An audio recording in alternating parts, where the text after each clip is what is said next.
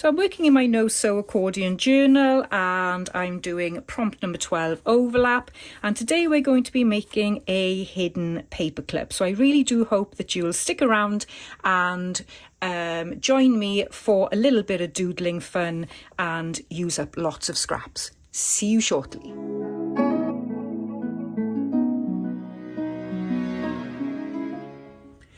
Hi everyone, welcome to Hilltop View Journals. Today I am going to do Junk Journal January 2025 prompt number 12, which is overlap. And I am going to be using this scrappy snippet strip, I think is the best term for them. And I'm going to make a hidden paperclip for this prompt.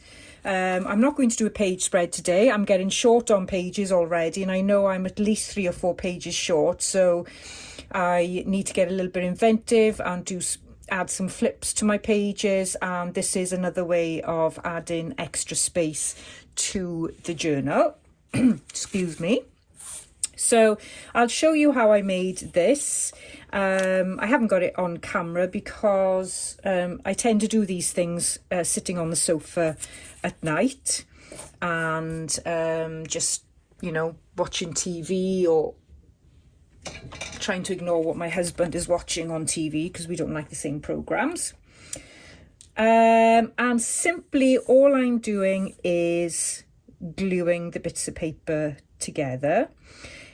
If you use a sewing machine, you could do this whilst pushing the paper through the sewing machine, and I think it would work out okay. But as I don't have the sewing machine near me when I'm doing this type of crafting, which is what I call my sofa crafting, I just use glue. It's just easier, and then let it dry and then stitch the following day. But you don't have to stitch at all. It's just a personal preference on the way it looks, but you really don't have to stitch.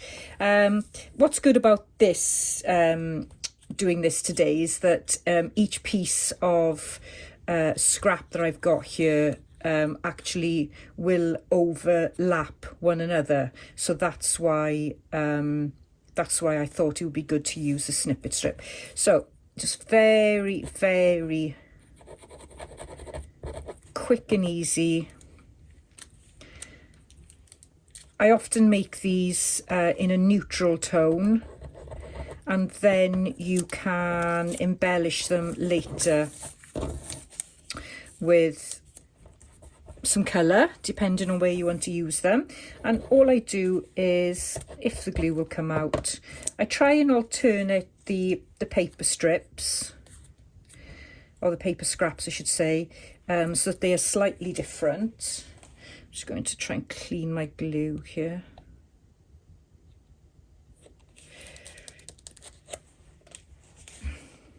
So try and get a bit of variety.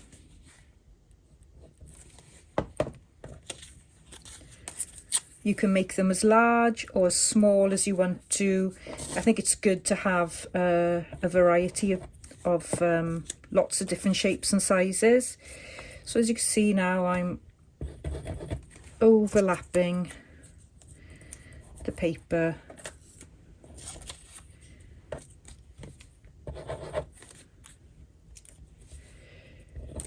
Ooh.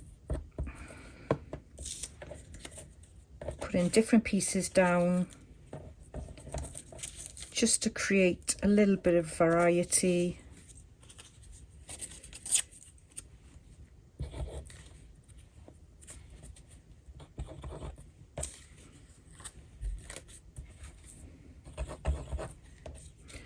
And I usually just keep on going until I either get bored or I run out of scraps.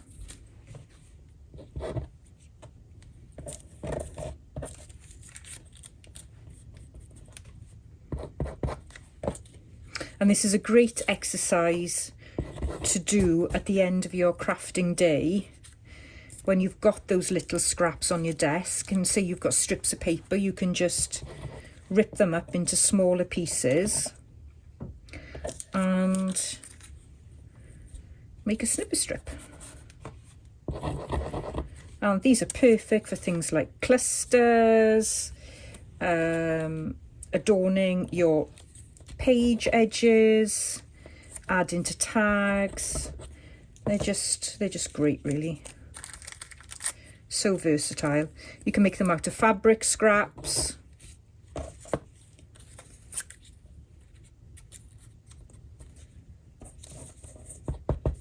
There we go. Now that I'm doing this now, I just want to finish the all the strips. So I'm just going to try and quickly do this. There we have. And then if you wanted to add a little bit more interest, you could go ahead and do some stamping.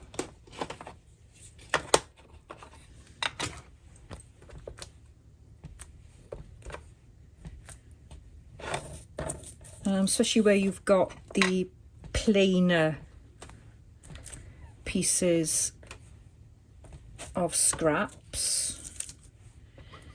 And then when you know where you're going to put this in your journal, you can then add embellishments like dried flowers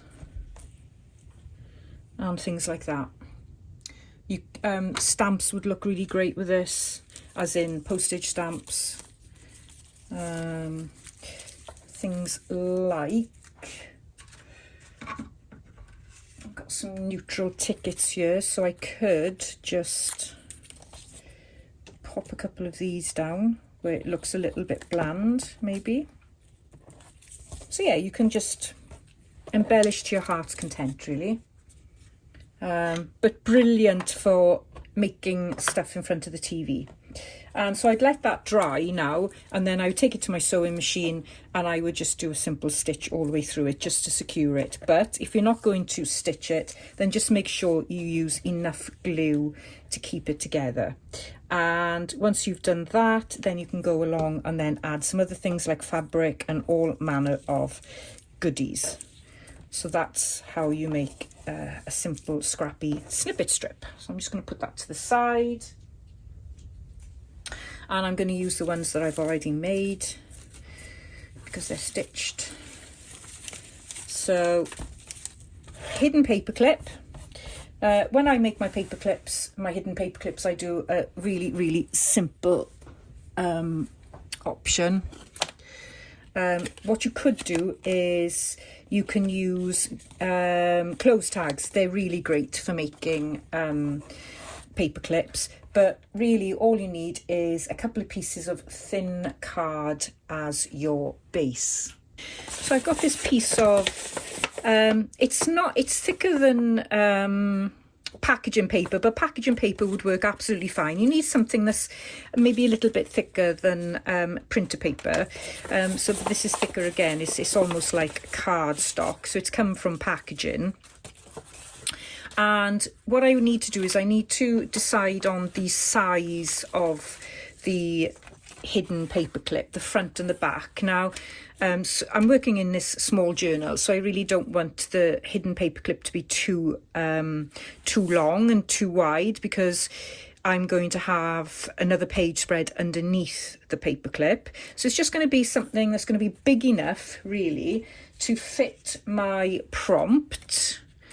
So this is probably as wide as I'll want it to be, and probably, let's have a look, slightly less in height, I think. So I am just going to simply rip this piece of paper and fold it over to the length that I want, which is about there. That's quite long, actually. Maybe just make it a little bit shorter.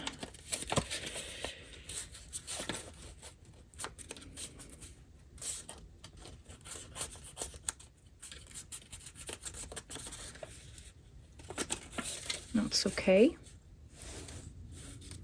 Yep, that'll do. And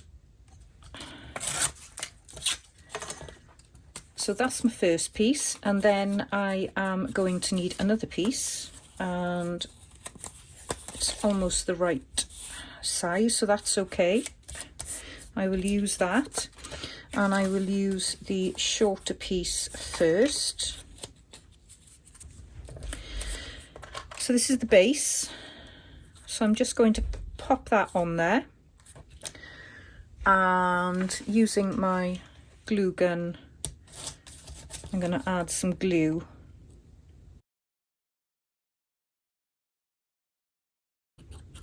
Let that dry for a second. And the way it works is that the hidden bit is underneath there, because that's where you can slip it over your page, just underneath there. And then what you need to do is put another piece on top. So I'm just going to bend that now. Ooh. And remember not to put the glued bit down on your crafting mat. So that will go over there like that. So the top bit, it's handy if your top bit is longer than your bottom bit, because it's got further to bend, so it needs to be a bit longer. And then you just need to glue that top piece in place. So you end up with quite a nice sturdy base then to work off. I'm sure there are loads of other ways to make hidden paper clips, but to me this is the easiest.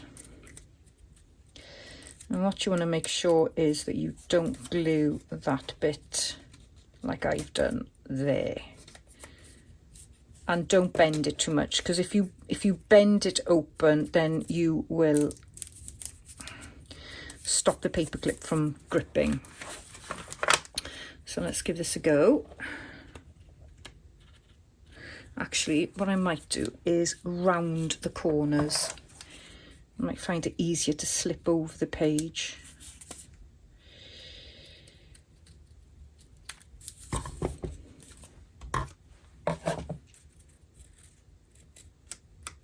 Okay. Now my pages are quite fragile, so I got to be careful, but I don't intend on moving this too much. So that is the base for the hidden paper clip, and we can stop there. You don't have to embellish it, it's there. But what I'm going to do is I'm going to put a bit of vintage photo on the edge, trim it up a little bit so it's a bit neater.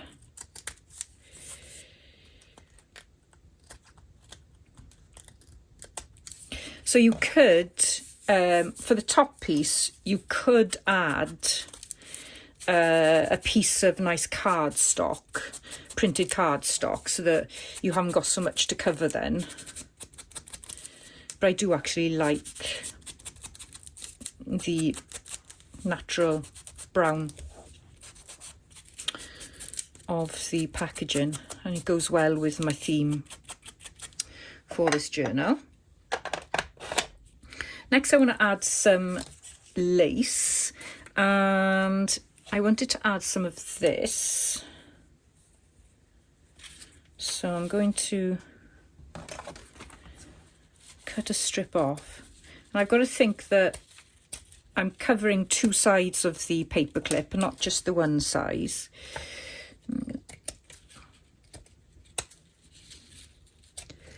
So I want to avoid those little beads because they're too bulky.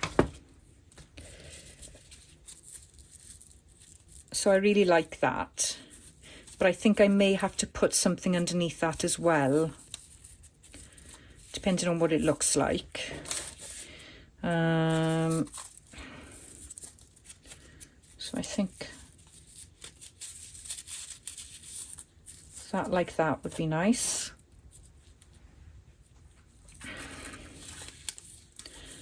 So I was going to overlap my snippet strip over the fabric, or the lace I should say.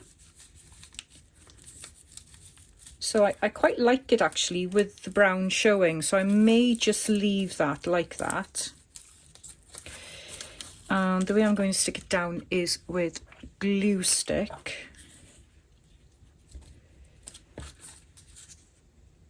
You could of course use Fabri-Tac, but I think glue stick would be okay because I'm going to be gluing stuff on top of this.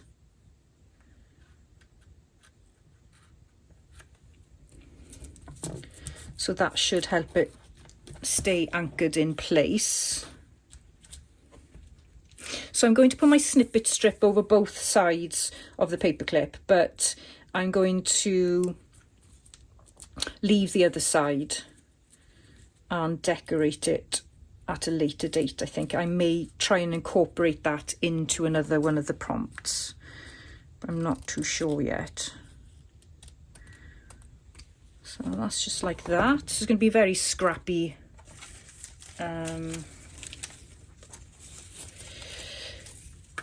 Hidden paperclip. That's what you'd expect from me if you've been watching my videos. So I think I don't need it to be overlapping the bottom. Right, so I'm going to glue this piece in place first to help me with the cutting. So that's like that, and then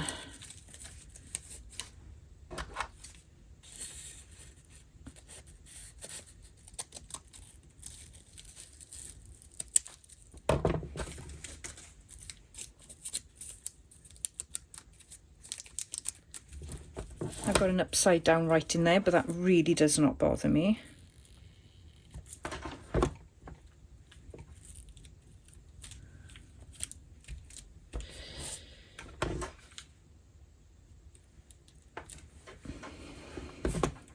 It's something to consider, I suppose, if you've got some printed images on whatever's going on top, because one side will be upside down, so that's something to think about. I've got a couple of tickets, faux tickets here that I've made, and I might use those. I'm not too sure yet, but what I thought I would adorn this very simple paperclip with is some of my doodles. Now I wasn't feeling in the best of spirits this morning, so I spent some time on the sofa and just did some very scrappy watercolour doodles, and I will show you how I did those.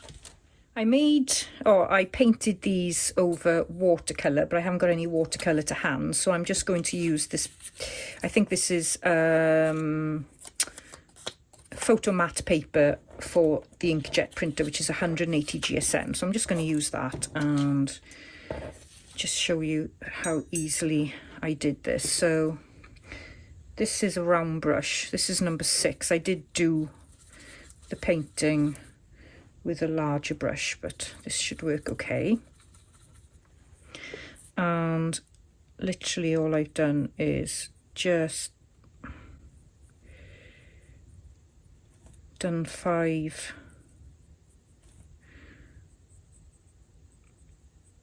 petals. I can't talk and do this at the same time.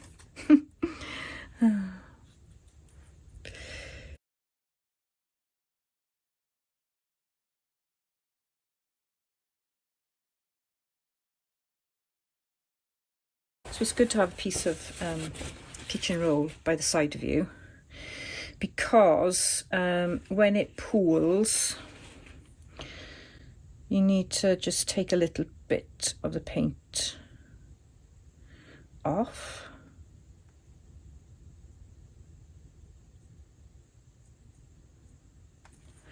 You don't want any puddles there.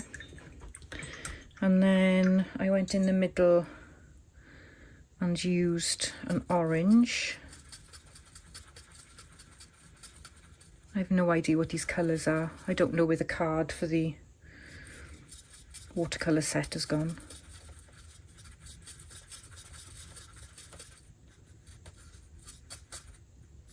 And if the paint is still wet but not puddled, when you go in the middle you can get a nice bleed there. Just don't put too much paint on. Okay, so that's that one. Quite like that purple colour. This red colour.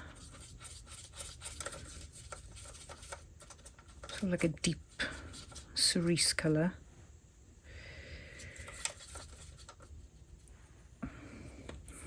So again, I'm just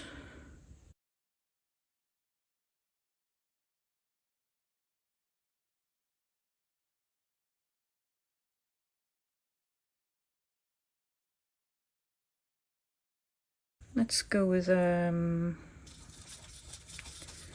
nice deep blue, I think.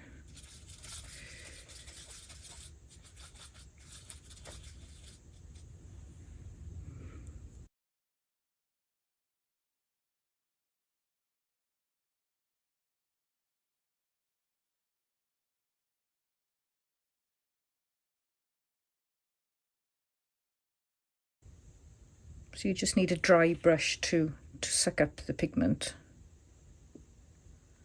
Like that. And then go back in with the orange.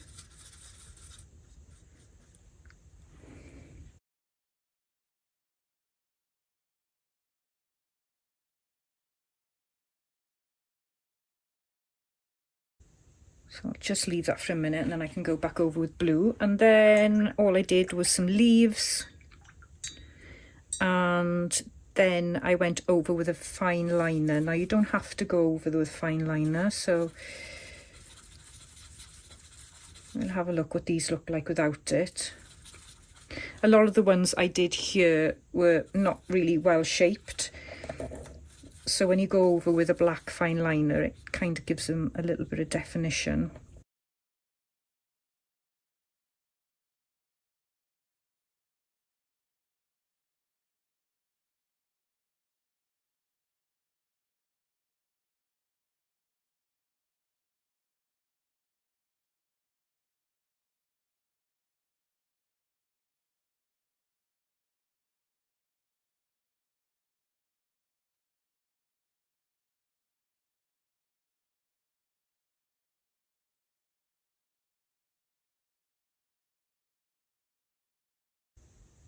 And then what you can do then is you can go back in with more pigment if you're not happy with it. So with this blue one, I'll go back in, although it'll probably bleed again with the orange, but if I'm careful I can just cover that like that. You can add more definition to the petals. Change the shape a bit if you're not happy with the shape. But I quite like them wonky. I'm just going to take up that yellow in the middle there.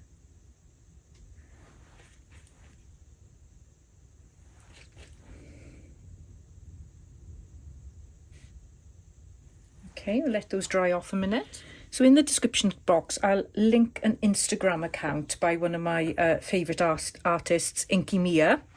Mia does some really lovely junk journals and uses a lot of watercolour doodles, loads of different colours, and I really find her work inspiring. When I see it on Instagram, it just makes me feel happy. So I will link her work below. So I've got a fine liner. It's a Pilot G-Tech C4 and it's a 0.4. And I've got a random piece of fluff that keeps on sticking to me. So what you can do before you fussy cut is you can go in and just create some definition with some scrappy outline. I could have done that for day 4, couldn't I? I didn't think of that. And what this does is it does give it a little bit of a better shape at times. It doesn't always improve, and I think some people like it and some people don't. So if you like it, have a go, but if you don't like it, then don't worry about it. It is totally non-essential.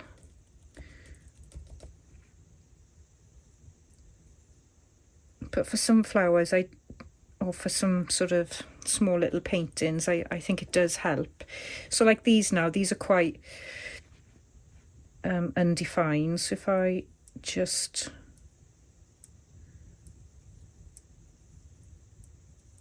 go in and add the detail,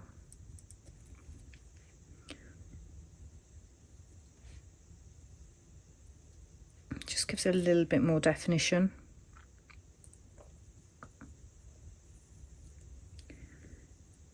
I often think it's like correcting your work, but there are no mistakes in this world. It doesn't need correcting, it just sometimes maybe just needs enhancing a little bit. So I'll leave this one and I'll leave that one with no lines, so you can see then what it looks like when they're fussy cut.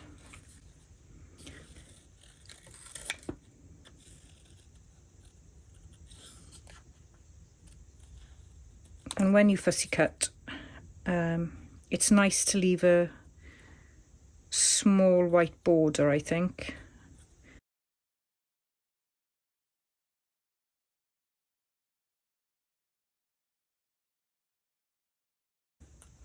So you can see the difference there. And it really does, I like both. I mean, neither is right or wrong. It's just, I think either you'll know what to use. So it's good to have both. And it's so nice to have these little flowers in your stash. Of course, if you're not into doing this, or you don't have any type of paints, because acrylic, watered down acrylic would work exactly the same. You know, really cheap paint, nothing special. But if you're not into that, you can buy little embellishments like this, or you could use dried flowers. You could use stickers. So there's the 6 little flowers we've just done together, and yeah, I mean, I like them all. So it's quite easy to paint on this paper as well, and it is much easier to fussy cut when it's thinner paper. So try different papers that you've got in your stash, and I'm going to keep those now.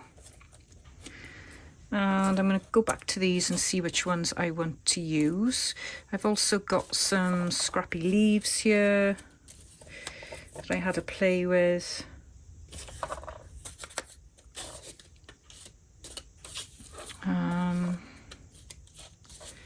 Let's have a look what else I got here. I've got this little piece of book page. So I got all different things, so I don't know if that goes there. It would potentially go across there, but the idea now is that I'm overlapping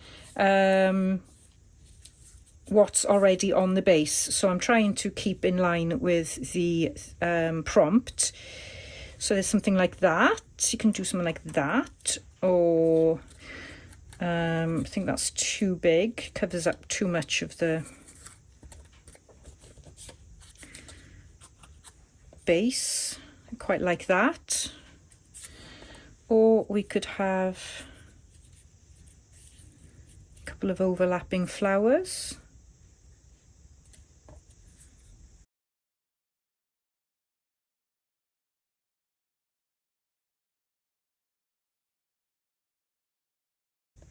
Like that. I really like that. I think that's really quite nice. And so I'm going to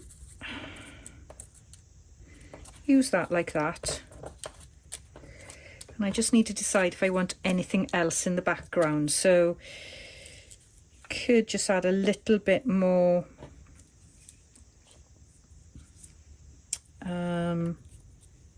going to cut this down a little bit. I don't think I need so much.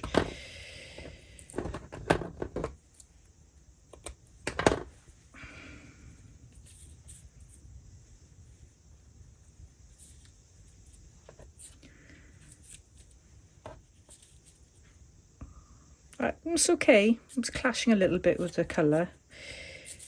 I think that's a little bit too similar. So I think the answer is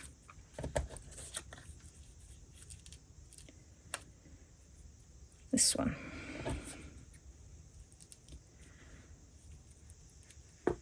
Yep, I like that.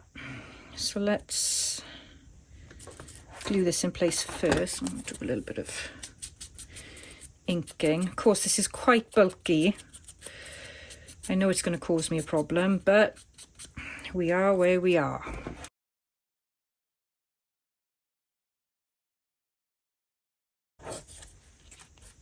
And I need to fit in my prompt.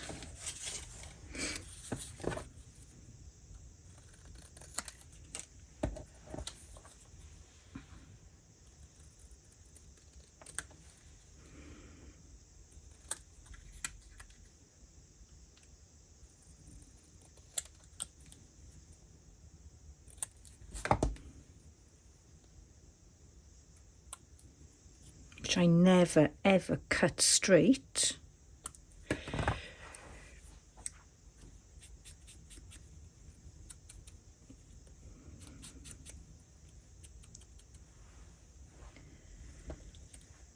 And I think that can go down there. Let's just have a look. No, definitely needs to go down there.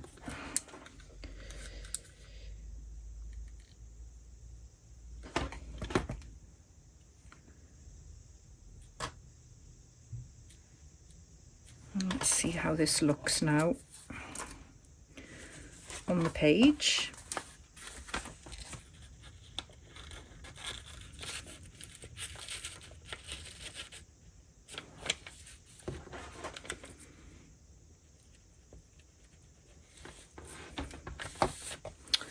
Do I want to add something behind it to give it a little bit more interest?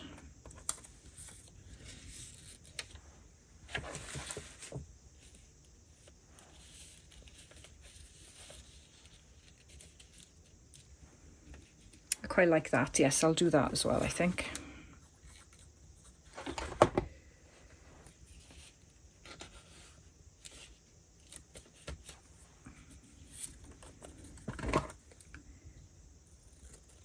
No point in wasting half of it.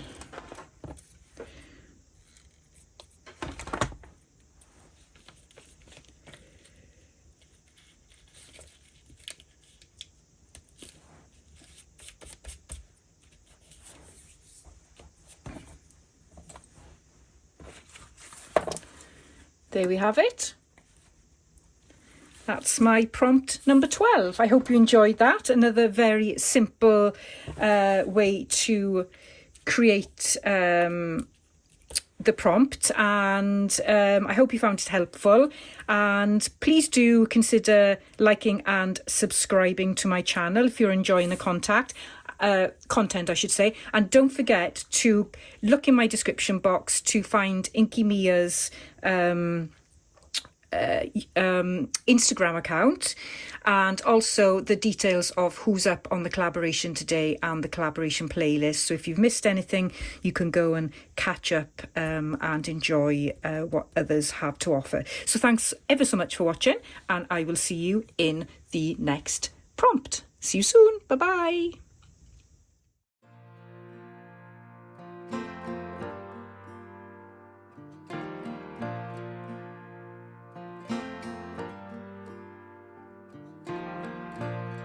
Like a train, you'll hear me coming